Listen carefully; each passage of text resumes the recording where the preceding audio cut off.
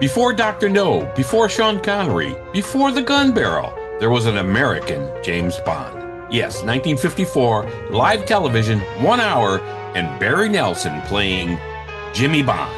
Today we're asking, was this forgotten version of James Bond a fascinating prototype or a glorious mess? Yeah, the answer to both of those questions is yes. All right, hi, this is Dan. Hey, I'm Tom. Of SpyMovieNavigator.com and our show Cracking the Code of Spy Movies. Let's get into the Wayback Machine and dive into Bond, first appearing on any screen in 1954. Now, we have to remember that Casino Royale was Ian Fleming's first James Bond novel. It wasn't the first movie, but it was the first novel. So it was out in time for this TV show. And this wasn't a theatrical movie. It was a made-for-TV adaptation of the novel. Made for TV is the important part. It aired before Bond was a cultural phenomenon, about a year after the printed version of Fleming's novel came out, Casino Royale. So, it was directed by William H. Brown Jr., and it was part of the TV anthology series Climax. And importantly, it was broadcast live, which means no second takes, no fixing mistakes, no editing your way out of any issues. If Connery missed a line, he gets a retake. If Barry Nelson here missed a line, America saw it, heard it. Yes. And one big thing here is Bond is an American in this movie. Yes. So we're going to give some homage here and say this 1 hour format was basically trying to fit espionage into a teacup. I get it. Not a coffee cup. No. And somehow they still were able to adapt Casino Royale into roughly an hour TV show. It's actually about 51 minutes of airtime. So the very basic setup is this. Bond becomes American, and he's Jimmy Bond. Felix Leiter becomes British, and much of the novel is compressed out of necessity, of course. We have only about an hour here to put it all together. And the high-stakes baccarat remains central in the novel and here in this show. So that's cool. Yeah, and in the 2006 movie of the book, they changed baccarat to No Limit Texas Hold'em. And that made sense because Hold'em was really popular in the early 2000s when the Daniel Craig movie came out. But I like the fact that they remain true to the book here in doing this as baccarat. Yeah, well, it's 1954. The book just came out, too. They weren't going to switch too much around, probably. They had enough on their plate trying to figure out how to do this. All right, so you can already hear Bond enthusiasts and Bond purists clutching their martinis and maybe even gulping them down here when you see Jimmy Bond, and he's an American. All right. Climax, later known as Climax Mystery Theater, was an American television anthology series that aired on CBS from 1954 to 1958. So here we have Ian Fleming's James Bond, or Jimmy Bond, on the screen for the very first time. Yeah.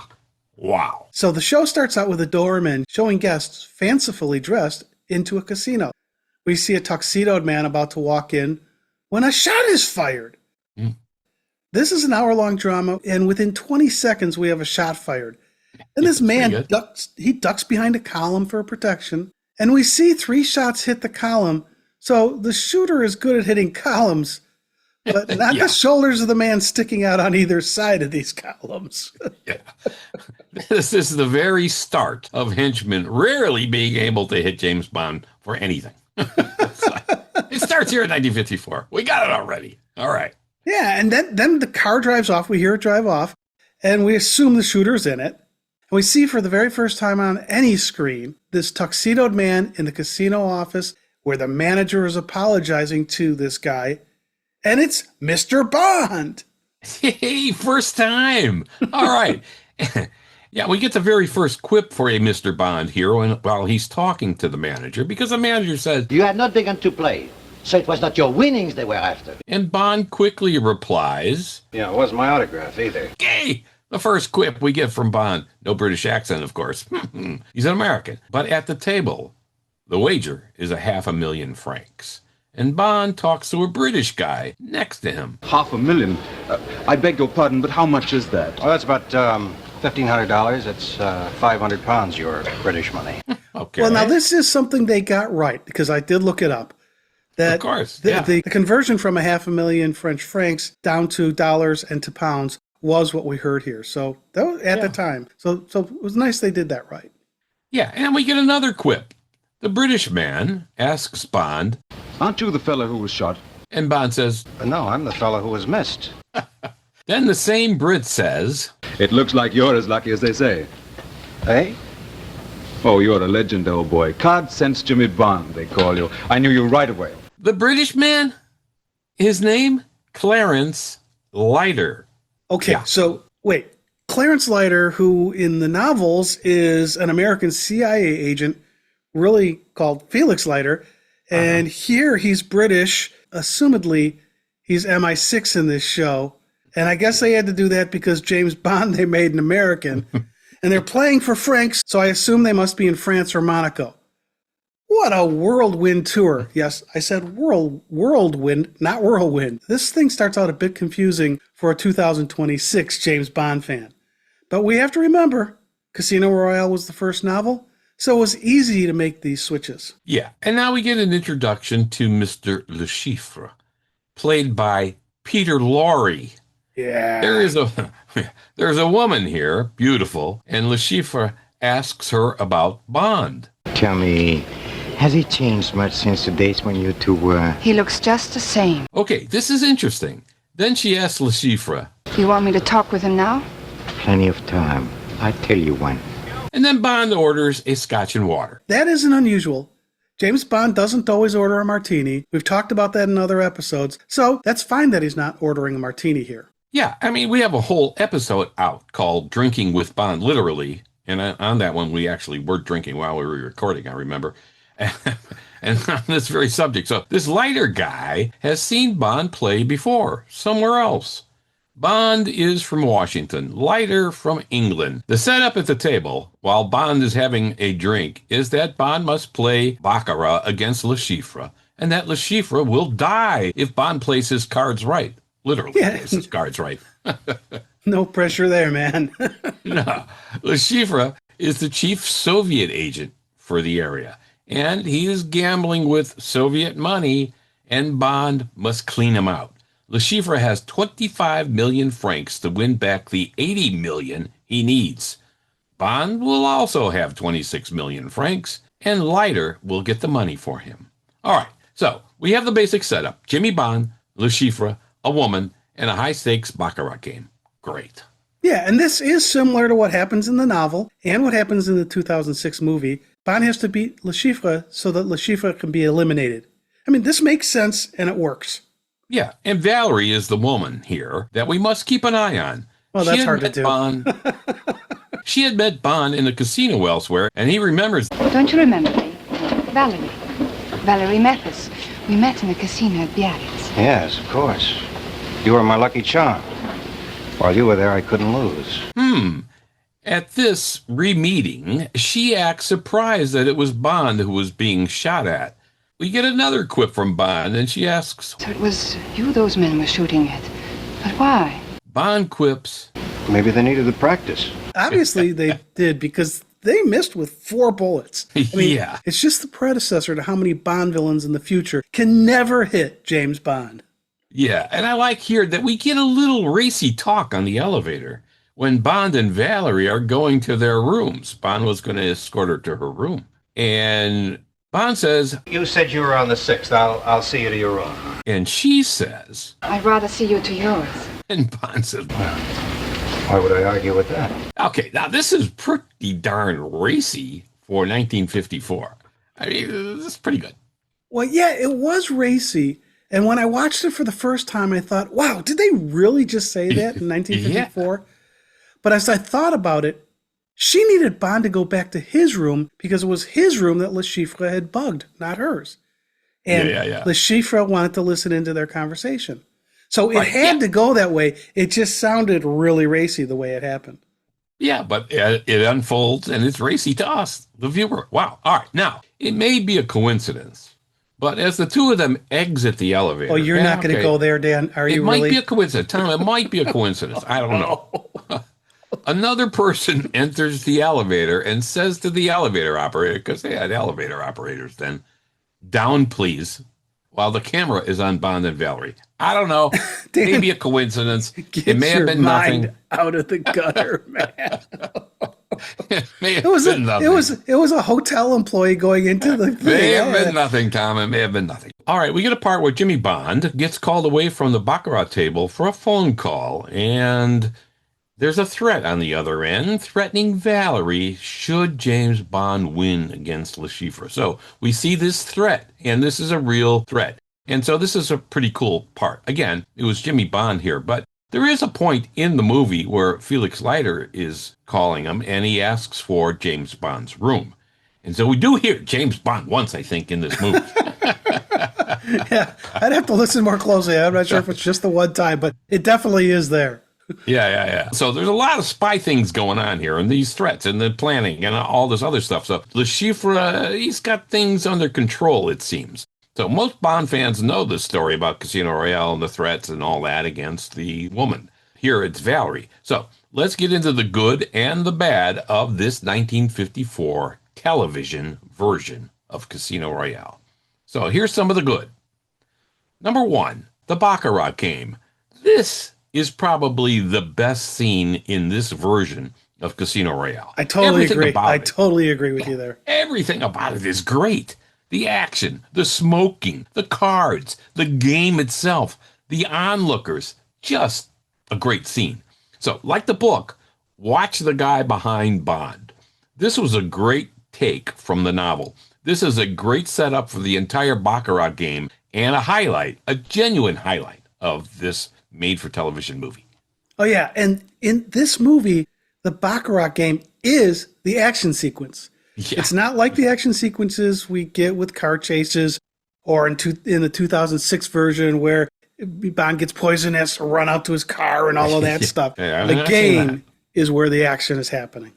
Yeah, right. I mean, here, baccarat is treated like combat. Oh, I like that. That's a good way to put that. Yeah. And it's a fascinating early Bond concept. It's really cool. Yeah, and they also took from the novel, which I really liked, and we also saw it in the 2006 movie, Bond loses early, which raises the tension for this game. It wasn't Bond just comes in and boom, boom, boom, cleans them out. It's first, Bond loses. Yeah, I thought they did a great job on that here, too. They made it dramatic. Yeah. And after the baccarat game, there are some terrific moments as well. Remember the chair torture scene in the 2006 version? Well, there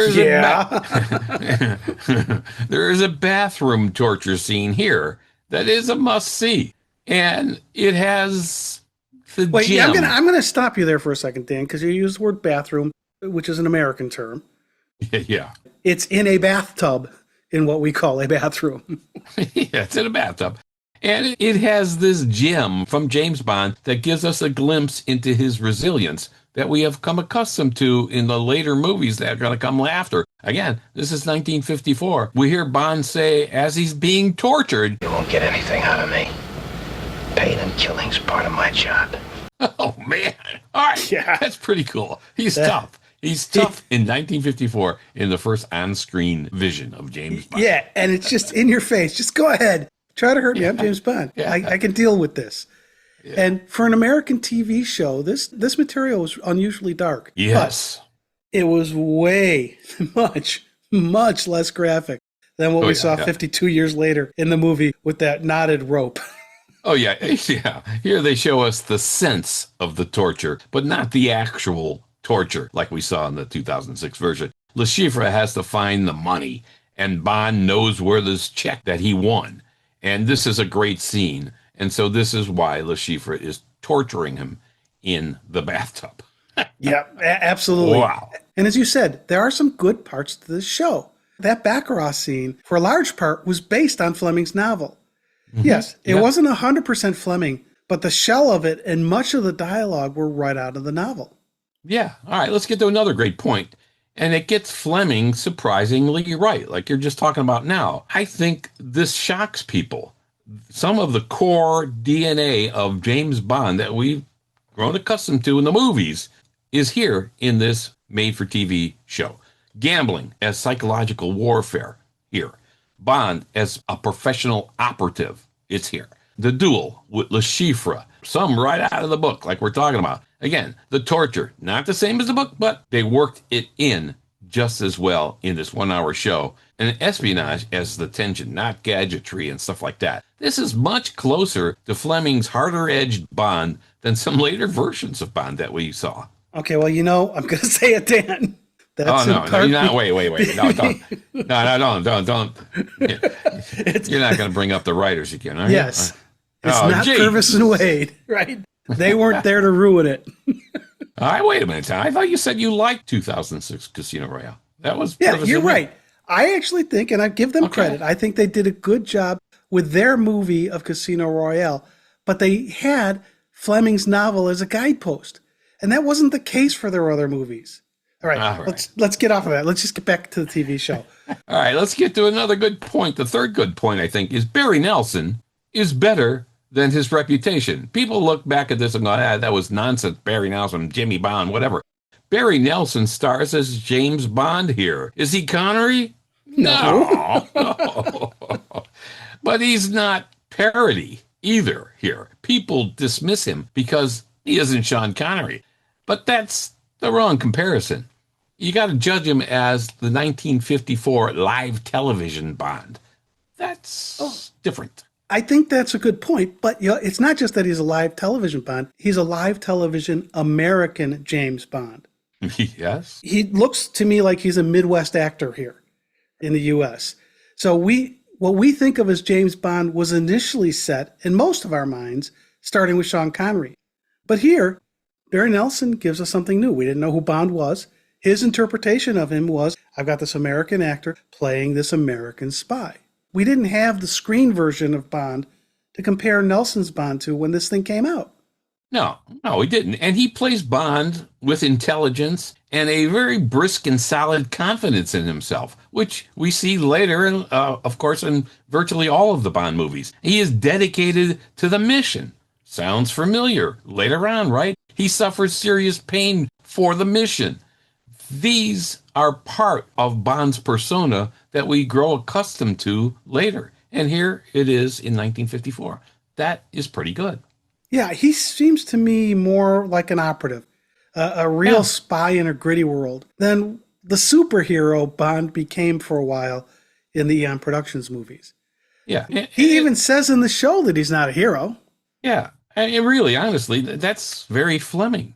And here, no gadgets, no swagger overload, no superhuman polish to the whole image, just a working intelligence officer, and gets played off pretty darn well, I think. Well, I think Nelson's Bond uses more nerve than charm or swagger. It's an interesting contrast with Connery, really. Yeah. And suddenly, he looks sharp, he's professional, he's cold, he's efficient. Again, he's an American, and that shows. I think all of that stuff, except for the American stuff, is very close to the literary Bond. He's more Fleming's Bond than many people realize. And I think the strangest thing about this first Bond isn't that he was an American, although that was a big difference. Yeah. It's that he may have been more like Fleming's Bond than many who came after him. Yeah, really, I think that's true. This Bond is much closer to Fleming's novel than some later movies. He's harder, he's colder, less glamorous. Bond's vulnerability is stronger here, and he feels mortal, and we get that feeling, too, from the movie. So maybe Barry Nelson wasn't a failed Bond. We see some fundamental character traits of Bond shown here for the very first time. Maybe he was Bond before the James Bond we think of today was invented on the big screen. I like the word invented. I mean, because that's what Terrence Young did with Sean Connery. He invented what we think of when we think of James Bond. Absolutely. But Barry Nelson predated this, and he had to stand out on his own interpretation of the character. And for me, it works. It's not, fantastic, but I think it works. Yeah, so Barry Nelson, I think maybe is a better Bond than his reputation suggests. Yeah. That's another great point. Staying in the acting area, Peter Lorre. Peter Lorre is fantastic. Shocking. Peter Lorre as Le Chiffre. When isn't Peter Lorre good? I mean, We decoded the 1934 version of the movie, The Man Who Knew Too Much, and Peter Lorre, who played the role of Abbott, the mastermind behind the espionage gang and the kidnapping there. He was both charming and sinister, a lot like Franz Sanchez in License to Kill, played by Robert Davi in 1989. He was terrific also, Peter Lorre, in Background to Danger, 1943, which we also decoded. So in this one, I mean, he is just terrific. Well, Peter Lorre plays Sinister so well. It's the way his face works and his voice. He just nails Sinister. Yeah. I mean, in this 1954 version of Casino Royale, Peter Lorre's performance as Le Chiffre alone makes it worth watching this 1 hour show. He's that good. He's that good. The scenes after the baccarat game, I thought were just brilliant. I mean, the baccarat game with him was really good. Yes. But how he acts when he has to be that mean SOB, definitely it's worth watching for sure. Many viewers deem Peter Lorre's performance as Le Chiffre as the highlight of the show, and kind of hard to fault that, right? Yeah, it is. He's terrific. So Peter Lorre's take on Le Chiffre makes Le Chiffre the first great Bond villain performance that we see on the screen, period. Yeah, and it's still good. Now, you look at what he does in this movie. He has a soft voice, dead eyes, constant menace, perfect, and on live TV. Right. Awesome. Yeah, right. Awesome. Before Dr. No, before Goldfinger, before Blofeld, there was Peter Lorre quietly terrifying everyone. And he sure does here. He was really unnerving. Right. He doesn't dominate with spectacle. Rather, he whispers. And somehow, that's worse and scarier. The menace that he shows comes from his soft-spoken calm. He seems always in control.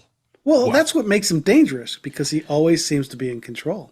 Yeah, and that psychological villain template that we see so many times later, the James Bond series kept returning to that for decades. We see it here in Peter Lorre. Wow. Let's get on to another good element of the made-for-TV show. Live TV creates real tension, Tom. Yes, it does. Because it's live. Mistakes could happen. And that unpredictably creates tension, but also a very high energy. No retakes. There are scenes where characters are bumping into lamps. We see that a few times in this production. When Bond gets shot at, the sound of the bullet hitting the column isn't in sync necessarily with the squib they use. But, hey, that could really happen because, well, it did.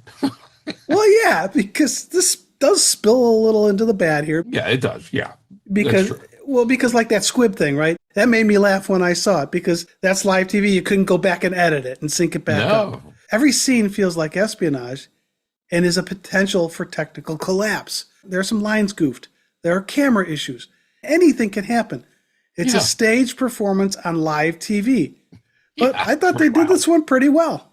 Yeah, and just towards the end, maybe about 47 minutes into this, there's a noted loud offstage noise, a crash. Boom. It sounds like a gunshot, but there was no gunshot at that time. And it's almost certainly an accidental studio sound intrusion during the live performance. It kind of reminded me of Uncle Billy in It's a Wonderful Life when he's walking drunk and he knocks over something on the side, and they actually kept it in the movie because he said, I'm okay. So this kind of reminded me of that. Do you think this is an accidental studio sound? I think so, yeah. It probably was. Yeah, there's also a point where there might be a camera shadow in the final scene on the left side of the screen. Yeah, I think there is. There are a few lines flubbed. Accents kind of go all over the place. So what we're really getting here is espionage by the way of international confusion. To me, right. It's very live TV, very 1954. Yeah, and hey, this is a great setup, a great show. Hey, and Bond almost loses to Le Chiffre there, and it's all shown meticulously well in a short period of time, I thought. Yeah. Yeah, and Bond almost loses to studio mechanics. It's live. Another good thing is the cinematography in the sets. Now, all right, we're not going to get a ton of different sets on a live TV show, but they made the best, I thought, of the use of the small sets, camera work and lighting, and it was, I thought, quite satisfactory. And it works. And it's also a negative because you have very limited sets and so on, but I'm seeing it more as a positive. Yeah, I think for what the show was, they got away with the sets they had. Yeah. Now let's get to some of the bad, because there is some bad. First of all, we have to remember that we are not really watching it exactly as a viewer in 1954 did watching it live. And here's why. What we have is basically a kinescope, which slightly alters in a way what we see.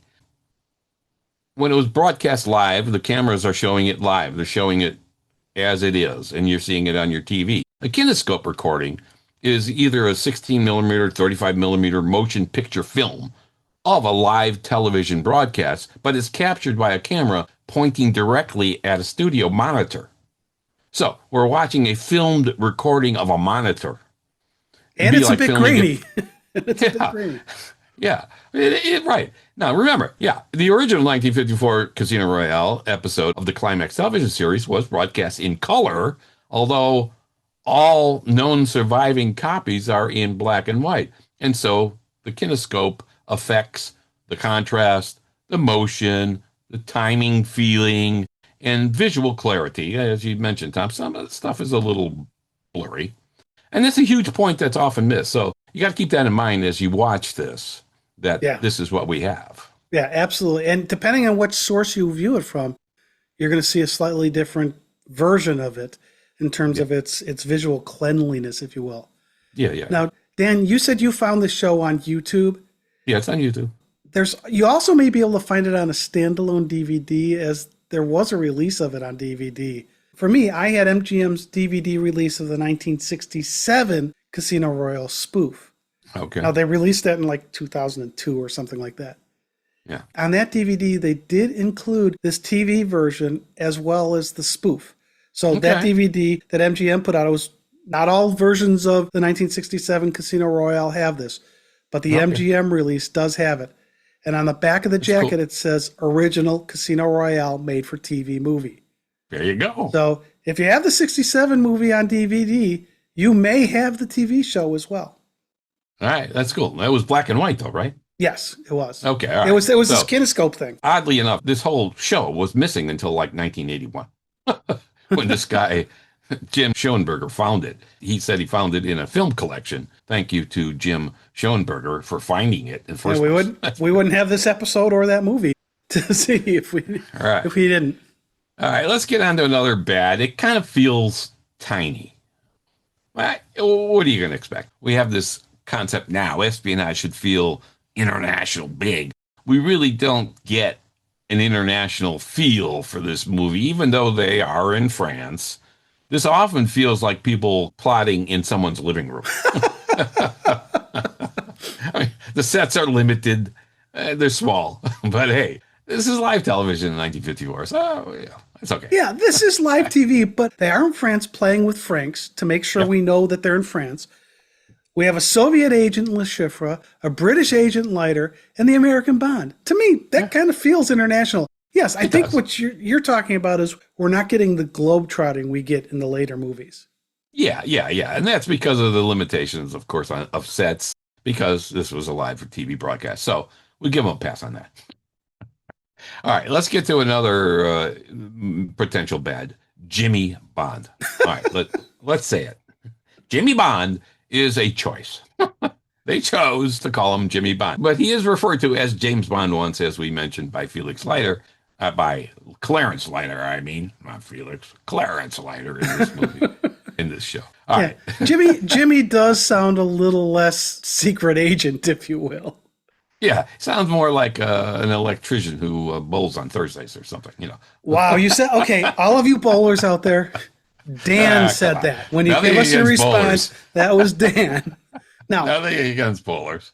I do think calling him Jimmy was unfortunate, kind of almost cringeworthy when you watch it now. But it was used, I believe, to help solidify him as an American. So my understanding as an ignorant citizen of the United States is that in the UK, James is sometimes shortened to Jim, as it is here, but it is much less frequently changed to Jimmy. It happens, but it's more common for James to be called Jimmy here in the U.S. Yeah. So for our UK listeners, do we have this right? It's my understanding of it. Let us know. Yeah, I mean, I got a friend here. His name is James. He's at the pub all the time, local pub here, and we call him Jimmy. Nobody calls him James or even Jim. They call him Jimmy. So, yeah, I think you're right. It is an American kind of thing.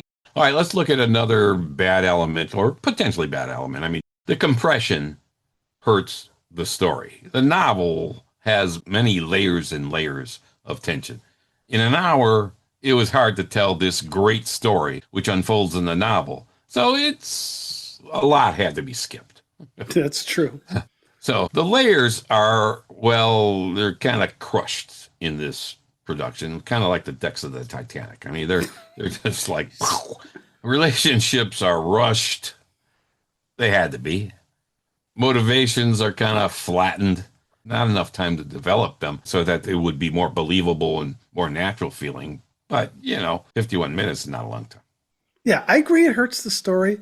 But as we said, and as you just said, they didn't have a lot of time to work with here. So would a longer show have given them more time to build the tension? Of course. But yeah. It's an hour show. It's an hour show. You're not going to get the depth. Yeah. And at the time, people weren't thinking the way we're thinking now. They watched the show. It's like, okay. I think you're analyzing this to obsession. That was pretty cool. Live TV in 1954. You're excited. All right. Another bad element, perhaps, is the production limitations of the show. Yeah, we already said there's sparse sets for sure. But again, live TV, what else can you expect? But there's awkward staging. Well, again, a live stage performance basically is what this was. Actors, while they're waiting for the cameras, are taking a breath. It's not like, you're filming a movie. It's like, okay, you cut it. And, yeah, okay, I can take a breath. No, here they're waiting while the cameras are getting switched around or moved. And stage-bound blocking is also an issue here. There are many limits to what could be done, shown, camera angles, all that kind of stuff, even lighting. And so that kind of stuff is limited. Actually, I thought the lighting was pretty decent, really. It was designed for a live broadcast, so it wasn't designed to enhance mood or all that kind of stuff. This is why it can feel kind of flat, I think, at times while you're watching this. This wasn't a cinematic atmosphere. No. I mean, with TV, a lot of it is make sure the faces can be seen, right? That's a big part of the lighting, right? Get the shadows where you need them. It's not going to be as cinematic as we can get when we're in a movie theater. Yeah, and there were times when it felt like Bond and other actors there were trapped in a very nervous play on opening night, Okay. All right. The next bad, if you will, the number 5 bad, is that the action barely exists. There's not a lot of cinematic movement here. There's no visual scale. There's little danger beyond the dialogue except for what happens in the bathtub. But the dialogue created a visual danger in your head, I guess. It was okay. You got a visualization of the danger even though we didn't see it on the screen all the times. I mean, even the bathtub scene we praised earlier was really short. There was tension, but it lacked the action we get in the Eon Productions James Bond movies. And this is that compression you were just talking about. Yeah. Well, I'm glad they got it in. They got it in, but they had to compress it. Yeah. And heck, if you came for car chases while you're watching this 1954 version, well, you took a wrong turn in 1954. I'm sorry.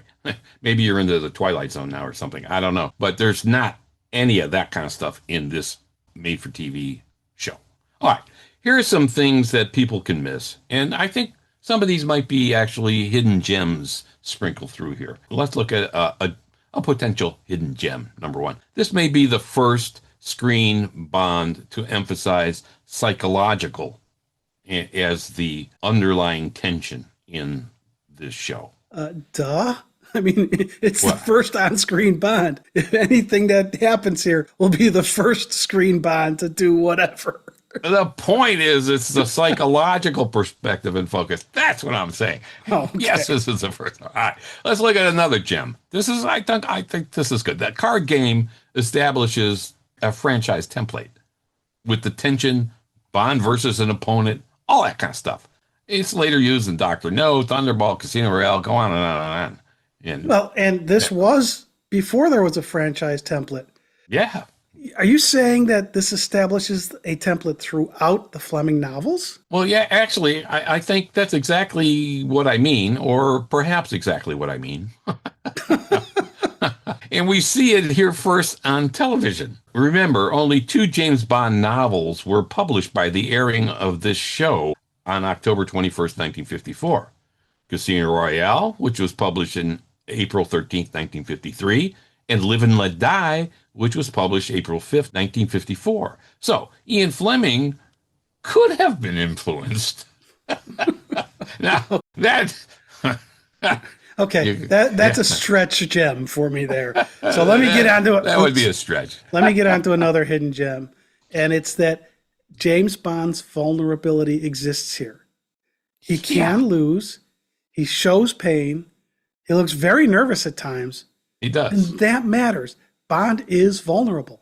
Yeah, and you kind of lost a lot of that in the Roger Moore James Bond movies, but we get it here in the TV version. That's pretty cool. All right, here's another hidden gem. This version understands Bond is a professional, not a playboy. That often gets forgotten. This is James Bond, the secret agent. Yes, there's a little romance here, like we mentioned, and that racy talk in the elevator or whatever. But here he is an agent, more blunt than he is polished or charming. I liked it. Yeah, and I don't think we get that straightforwardly, I'm an agent and nothing else, until we get to Dalton's Bond in the Hero Productions movies. Yeah, that's true. I love Dalton as Bond, and he, I thought, was probably the closest to Fleming's Bond ever.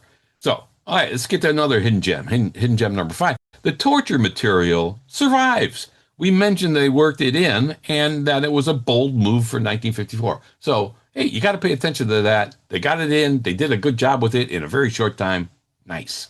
Yeah. Okay. So, Dan, as we're talking about this influence here, did this TV show influence Eon Productions' James Bond?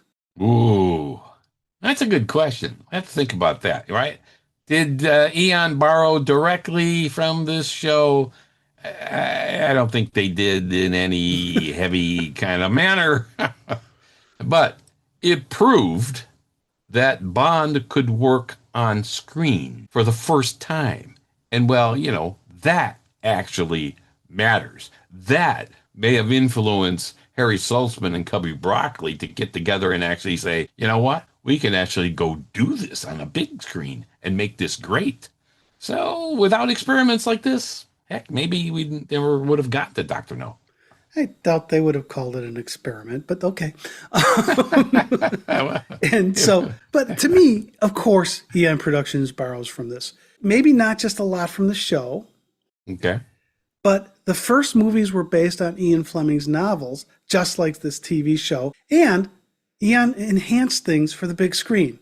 But I think saying this TV show influenced the Eon Productions James Bond might be a bit of a stretch. Yeah, I think so too. But I'm just saying that I think the fact that it was brought to the screen may have given them the idea, hey, we could bring this to a big screen. And it also tested the essentials. Casino tension, a mastermind villain, Bond under pressure. The formula started here. It may not be the first Bond movie, but it may be the first Bond blueprint. And it may have preserved Fleming's overall tone better than expected, and perhaps overlooked by a lot since, and has long been forgotten, this 1954 version.